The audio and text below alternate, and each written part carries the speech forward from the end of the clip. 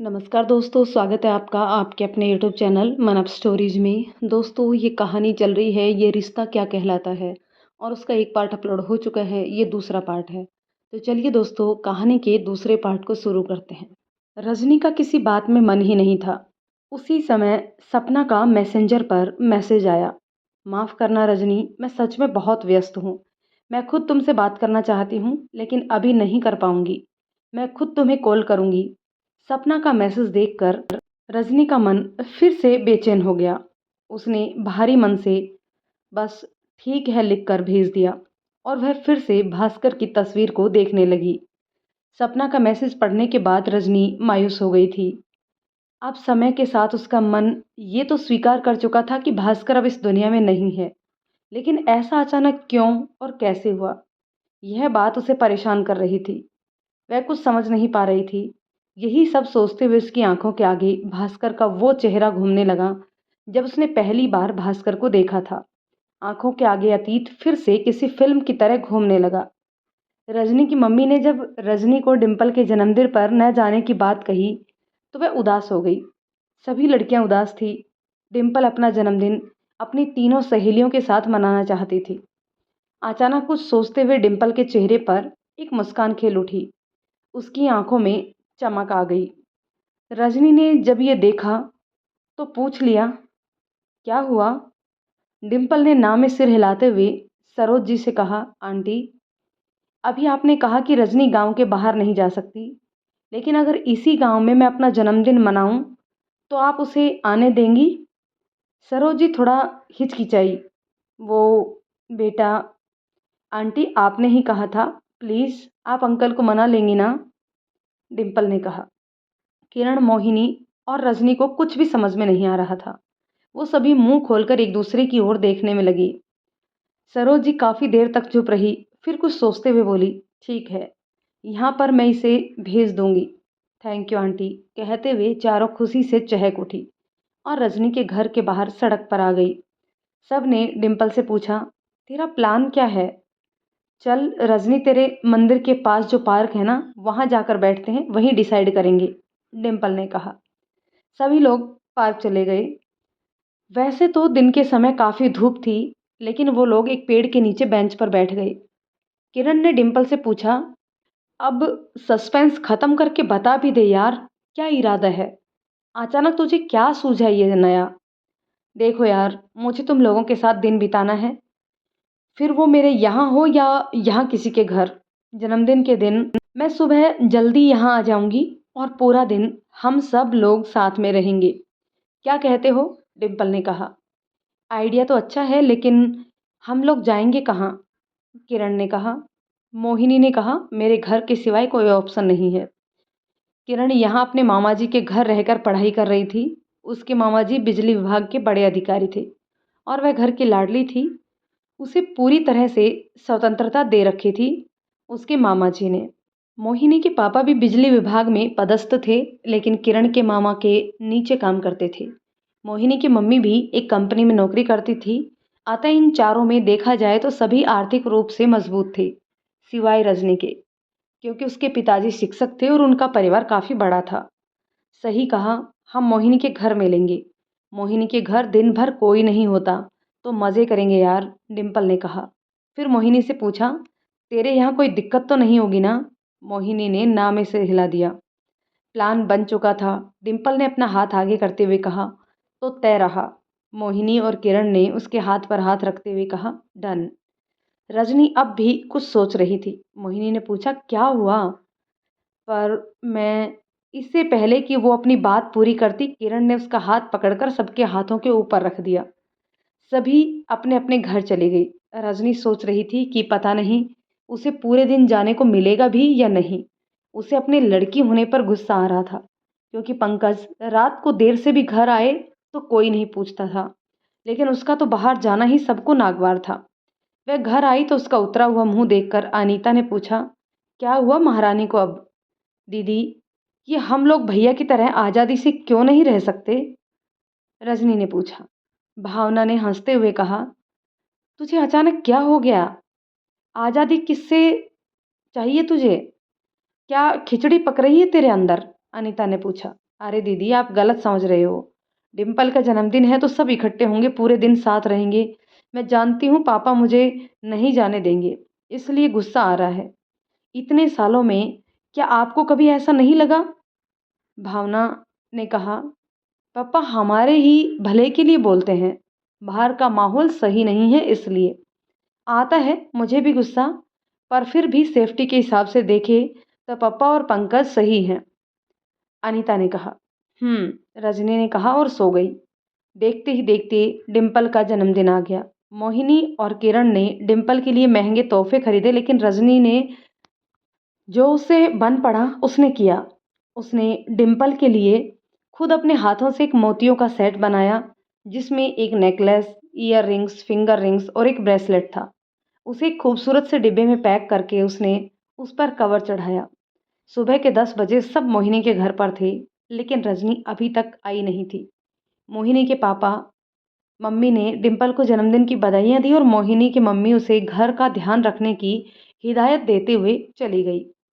वो सब लोग रजनी का इंतजार कर रहे थे। किरण ने कहा, अरे यार, ये रजनी आएगी तो सही ना, कहीं वो रावण ने उसे मना न कर दिया हो। कहाँ रह गई यार ये? आएगी, वो जरूर आएगी, डिम्पल ने कहा। उसे लेने जाना पड़ेगा क्या? मोहिनी ने कहा।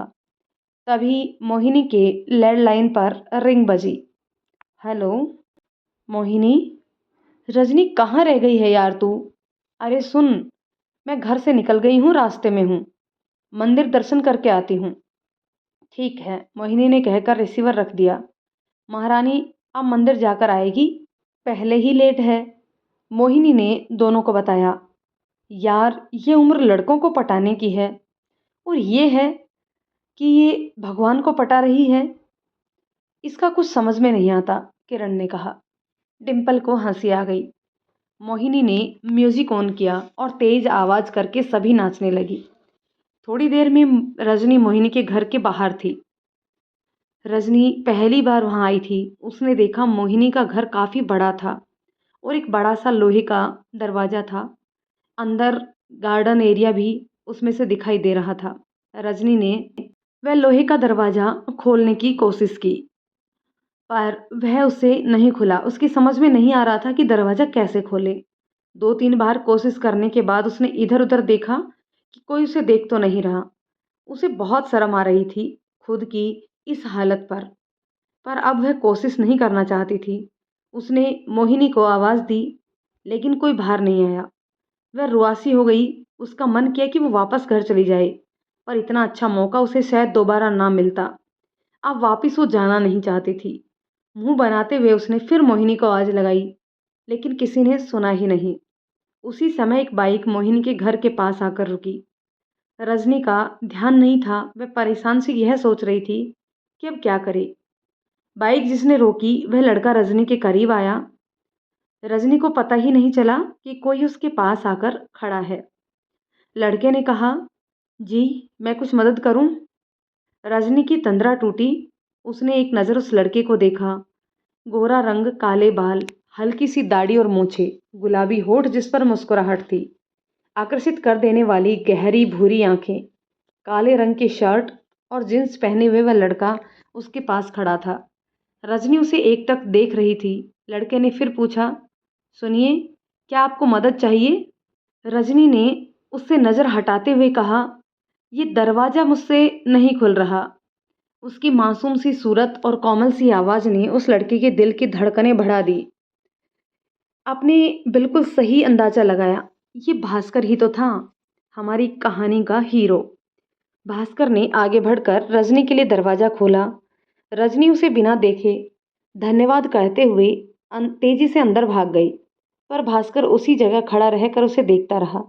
रजनी उसकी आंखों से ओझल हो चुकी थी, पर पता नहीं क्यों भास्कर अब भी उसी ओर एकटक देखे जा रहा था। शायद वो खो गया था। वह 10 मिनट तक इस तरह ही खड़ा रहा। तभी उसके कंधे पर किसी ने हाथ मारा। भास्कर भैया, यहाँ क्यों खड़े हो? क्या हुआ? वो अचानक होश में आया। हड़बड़ाते हुए उसने एक लंबी सांस भरकर कहा, कुछ कुछ नहीं। कब से आवाज लगा रही हूँ, ध्यान कहाँ है? सपना ने मोहिनी के घर की ओर देखते हुए पूछा। मैंने सुना नहीं, भास्कर ने कहा।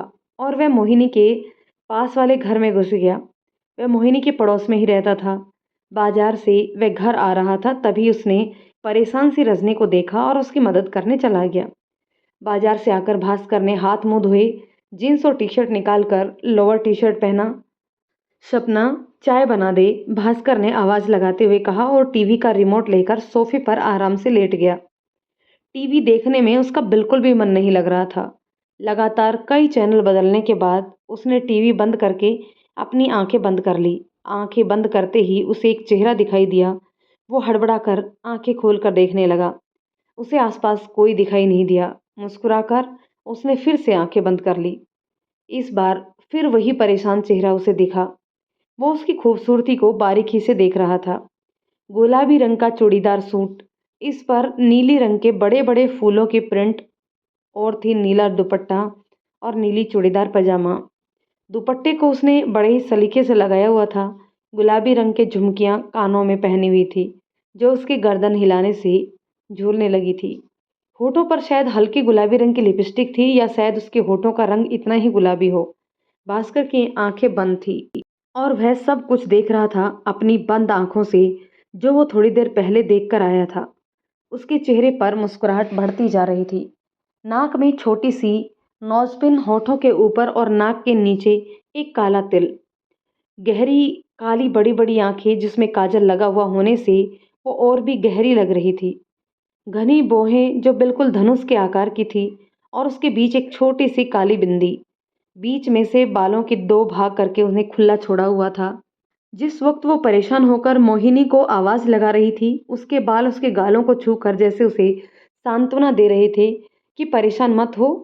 और वह और ज्यादा परेशान होकर उन्हें कानों के पीछे करने के लिए अपनी नाजुक सी उंगलियों को तकलीफ दे रही थी।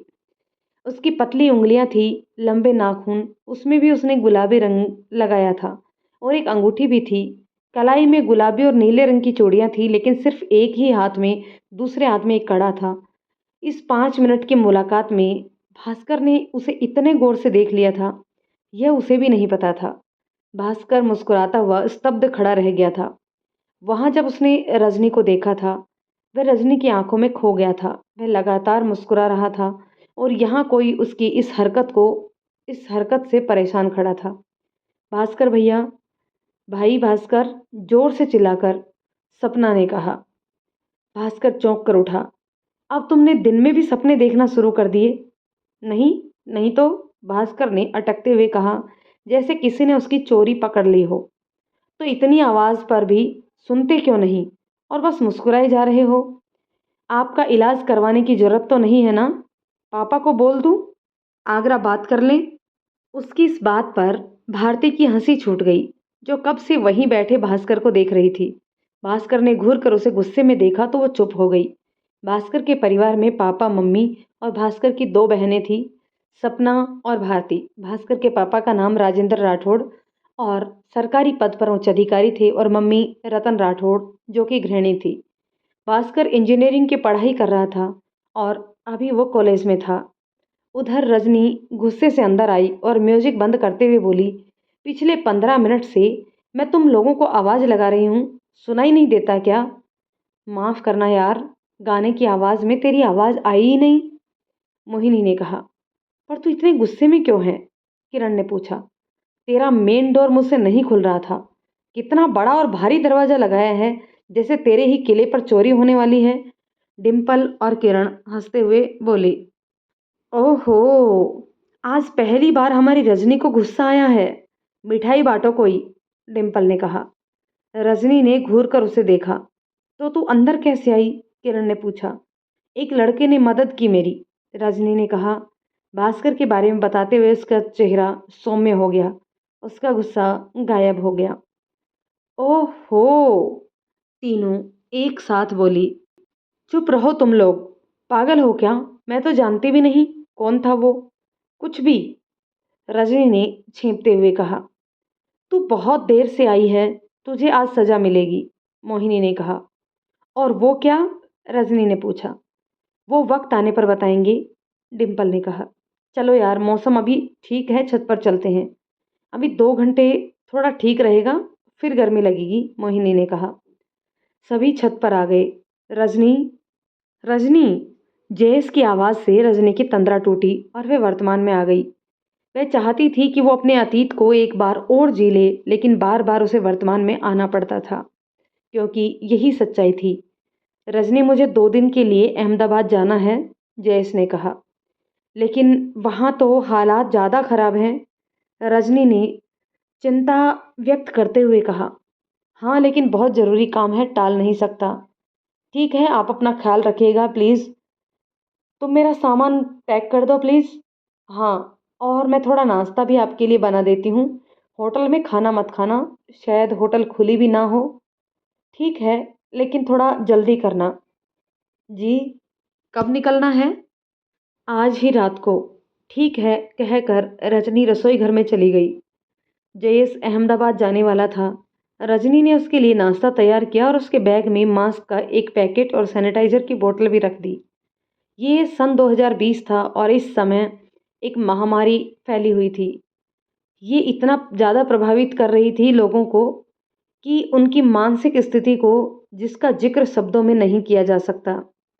कोरोना नाम की ये बीमारी के ना तो सही लक्षण पता चल पा रहे थे और ना ही इलाज, और ये तेजी से फैल रही थी। इसी बीमारी में कई लोगों की मृत्यु भी हुई थी। हर तरफ खौफ का माहौल था, जिस कारण भारत बंद की घोषणा की गई थी। पहली बार ऐसा कुछ हुआ था। 3 माह का संपूर्ण लॉकडाउन। ना स्कूल खुले थे, ना ऑफिस, ना दुकानें, ना होटल, ना मंदिर, ना मस्जिद। बस कुछ खुला था तो वो थे हॉस्पिटल। कल के अखबार में जो रजनी ने साला ना खुलने की न्यूज़ पढ़ी थी, वे इसी वजह से थी। अहमदाबाद में भी इसके ज़्यादा ही केसेस थे, इसलिए रजनी को चिंता हो रही थी। लॉकडाउन 22 मार्च 2020 से लगा था, लेकिन नवंबर माह आते आते एक राज्य से दूसरे राज्य में निजी वाहन का आवागमन चालू कर दिया गया था। जयेश भी अपनी कार से जाने वाला था। जयेश का सारा सामान पैक करने के बाद रजनी ने कहा, सुनिए, वो प्रभास दिशा के घर जाना चाहता है आज। आप उसे वहाँ छोड़ दीजिए, फिर निकल जाइए। मैंने दिशा के लिए भी थोड़ा नाश्ता पैक कर दिया है, उसे दे दीजिएगा। जयेश ने हाँ में सिर हिलाया और रजनी को अपना ध्यान रखने का कहकर जाने लगा। रजनी, जो कोरोना की वजह से बहुत चिंतित थी, उसने भी जयेश को अपना अच्छे से ख्याल रखने की हिदायत दी।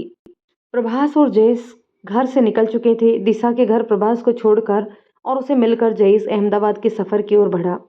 रजनी, जो इस समय अकेले रहना चाहती थी, उसे अब वो अकेलापन मिल चुका था। वैसे तो रजनी को अकेलापन बिल्कुल अच्छा नहीं लगता था, लेकिन अभी वो अकेले रहना चाहती थी। अब वो भास्कर के साथ अपनी यादों और अपने अतीत को फिर से जी पाएगी। कोई भी बात अब उसे परेशान नहीं करेगी, ये सोचकर वह हल्का सा मुस्कुरा दी। रजनी ने अपने लिए चाय और नाश्ता बनाया और टीवी चालू करके उसके सामने बैठ गई। कुछ देर टीवी के सारे चैनल बदलने के बाद भी जब उसे कुछ अच्छा नहीं दिखा, तो उसने म्यूजिक चैनल लगा दिया और रसोई में सफाई करने लगी। गाने जोर से बज रहे थे। उसने रात का खाना नहीं बनाया था। वो अब कोई काम करना नहीं चाहती थी। तभी टीवी में एक गाना बजा। आवाज़ सोनू निगम की थी। तेरा मिलना पल दो पल का मेरी धड़कनें चुराए, डर है मुझे प्यार तेरा मेरी जान न ले जाए, तू बता किस तरह जिया जाए, जिया जाए। ओह! रजनी ने जैसे ही ये गाना सुना, उसके हाथ स्थिर हो गए। उसे फिर भास्कर की याद आ गई। उसे याद आया डिम्पल का जन्मदिन। रजनी, मोहिनी, किरण और डिम्पल सभी मोहिनी की छत पर आ गए। छत पर एक टेबल रखी हुई थी और उस पर एक कपड़ा बिछाया गया था। छत से लगी हुई दूसरी छत थोड़ी ऊंची थी, जिसकी वजह से सुबह की धूप से बचने के लिए दीवार से ही छांव मिल जाया करती थी। मोहिनी ने सोचा था कि केक छत पर काटेंगे, शाम को खुले आसमान के नीचे, क्योंकि ठंड का समय था, अतः धूप चुभ नहीं रही थी और इस दिन मौसम भी अच्छा था। मोहिनी ने जींस और टॉप पहना था। किरण ने black crop top, bell bottom और ऊपर नेट का लंबा जैकेट पहना था। डिम्पल ने लॉन्ग फ्रॉक पहनी थी। इन सभी में सबसे डिफरेंट लुक और डिसेंट लुक में रजनी थी, गुलाबी और नीले रंग के सलवार कमीज में, सादगी और सुंदरता से भरी हुई। सभी जोर जोर से छत पर बातें कर रहे थे। अचानक जोर से गाना बजने लगा, जैसे कोई उन लोगों की काएं काएं से परेशान होकर गाने सुन रहा हो। गाना बहुत लाउड था। अब मुझे रात दिन तुम्हारा ही ख्याल है, क्या करूँ प्यार में दीवानों जैसा हाल है, दीवानों जैसा हाल है, तुम्हारा ही ख्याल है। डिम्पल कहती है, ये सोनू निगम की एल्बम जान का गाना है। हाँ, इसके सारे गाने अच्छे हैं यार, किरण ने कहा। कितना अच्छा लग रहा है यार ये गाना सुनना, मोहिनी ने कहा। फिर से गाने की आवाज़ आई, तुमको देखे बिना चैन मिलता नहीं, अब तो दिल पर कोई जोर चलता नहीं। सबकी नज़र रजनी पर गई। वो आंखें बंद करके गाने की लिरिक्स को महसूस कर रही थी। अब इसे क्या हुआ? किरण ने पूछा। कुछ नहीं, मैं बस इसके लिरिक्स सुन रही हूँ, बंद आंखों में ही रजनी ने कहा। वो जानती थी सब उसे देख रहे हैं। फिर उसने आंखें खोलकर कहा, पर ये गाना लगाया किसने है? भास्कर भैया ने, मोहिनी ने कहा। भास्कर? किरण ने पूछा। ये कौन है? मेरे पड़ोसी हैं, मोहिनी ने कहा। ओह, रजनी ने कहा। डिम्पल ने अचानक किरण को पकड़कर डांस करना शुरू किया, तो मोहिनी ने भी रजनी के साथ डांस किया। सभी मस्ती करने लगे और कपल डांस करने लगे। सभी जोर जोर से हंस रही थी। थोड़ी देर बाद गाना चेंज हुआ। तेरा मिलना पल दो पल का, मेरी धड़कनें चुराए, डर है मुझे प्यार तेरा, मेरी जान न ले जाए, तू बता किस तरह जिया जाए, जिया जाए, जिया जाए। सब ने पार्टनर्स बदल लिए। मोहिनी और किरण ने और डिम्पल और रजनी ने डांस किया। तभी रजनी की नज़र बाजू वाली छत पर गई। वहाँ उसने एक लड़के को खड़ा देखा और सामने की छत पर देखा तो वहाँ भी एक लड़का खड़ा था। रजनी एकदम रुक गई और डिम्पल से दूर हो गई। सबका ध्यान गया। गाने सपना ने बंद कर दिए थे। अब गानों की आवाज़ बंद हो चुकी थी।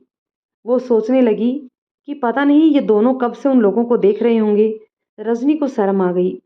सभी थोड़ा सा असहज महसूस कर रही थी, इसलिए छत से नीचे आ गई। नीचे आकर चारों एक दूसरे को देखकर जोर जोर से हंसने लगी। फिर रजनी ने मोहिनी से पूछा, सुन, वो पड़ोस की छत पर लड़का कौन है? वही भास्कर भैया हैं, मोहिनी ने कहा। कितना स्मार्ट है यार, किरण ने कहा। ओह, रजनी ने इतना ही कहा। दोस्तों, कहानी के इस पार्ट को यहीं रोकते हैं। मिलते हैं कहानी के नेक्स्ट पार्ट में। तब तक के लिए ये कहानी आपको कैसी लग रही है कमेंट करके ज़रूर बताइएगा। और यदि कहानी पसंद आती है तो इसे लाइक शेयर कर दीजिए। और अगर चैनल पर नए हैं तो प्लीज़ चैनल को सब्सक्राइब ज़रूर कर दीजिए। दोस्तों, मिलते हैं कहानी के नेक्स्ट पार्ट में। तब तक के लिए शुक्रिया।